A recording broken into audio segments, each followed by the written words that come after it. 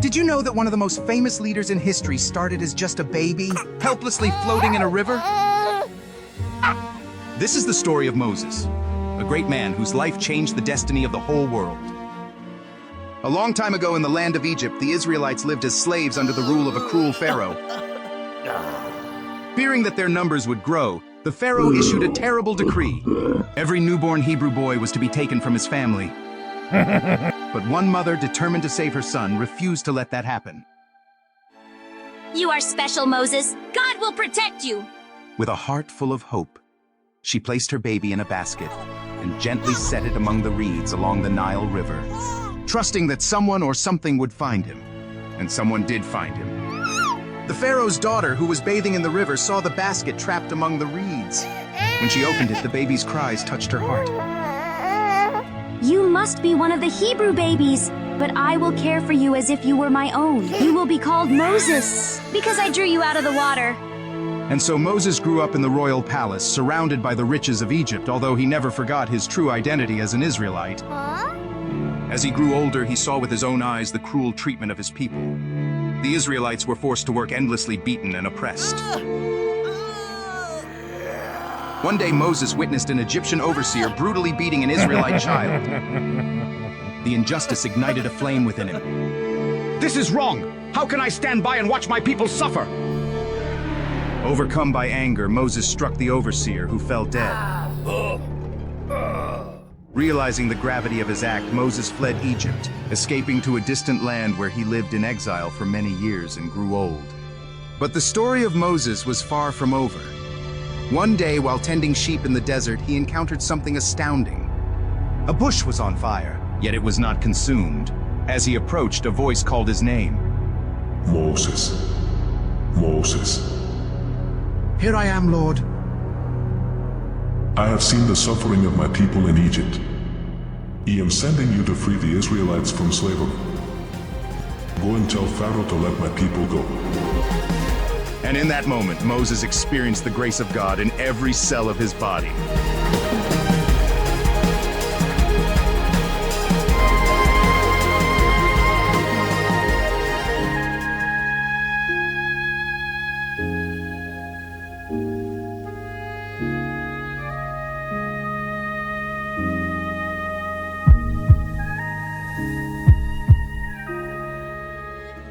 Though he was afraid, Moses obeyed and returned to Egypt. He stood before the Pharaoh with a heart full of courage. Let my people go. But Pharaoh, stubborn and prideful, refused. He didn't care about the suffering of the Israelites or their desire for freedom. So, God began sending plagues to show his power. The first plague, the Nile turns to blood. The waters of the mighty Nile, the source of life for all of Egypt, turned to blood. The river flowed red, thick and foul-smelling. The fish died, and the people couldn't drink the water. Chaos followed, but Pharaoh's heart remained unchanged. This can't be happening! The Nile! It's ruined! The second plague, frogs. Frogs emerged from the river in overwhelming numbers. They filled homes, beds, and even the kitchens, getting into food and water. The croaking was unbearable, echoing through the land day and night. Still, Pharaoh refused to free the people. Frogs in my bed? How are we supposed to sleep with this racket? The third plague, lice. Tiny insects infested the land, crawling on people and animals alike. The itching was unbearable, but no matter how hard they tried, the Egyptians couldn't rid themselves of the infestation. Despite the misery, Pharaoh's heart remained hard. I can't stop itching! Make it stop! The fourth plague, wild animals. Wild animals invaded Egypt. Fierce creatures roamed the streets, entering homes and causing panic. The people were terrified, as dangerous beasts freely wandered everywhere, bringing fear and disorder. Yet Pharaoh remained stubborn. Close the door, they're everywhere! The fifth plague, livestock disease. A terrible disease swept through, killing livestock, cattle, sheep, and horses on a massive scale.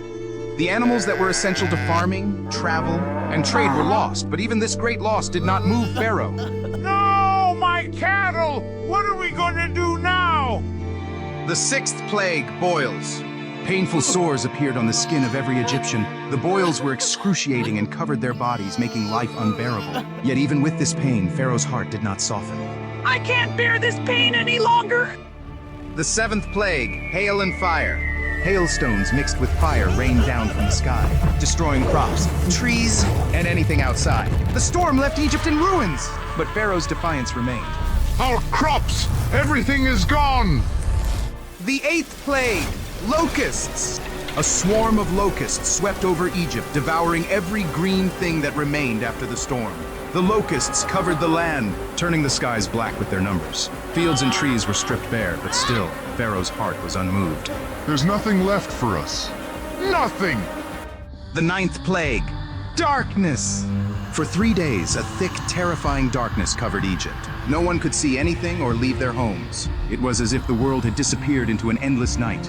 But even in the face of such fear, Pharaoh refused to change his mind. Is this the end?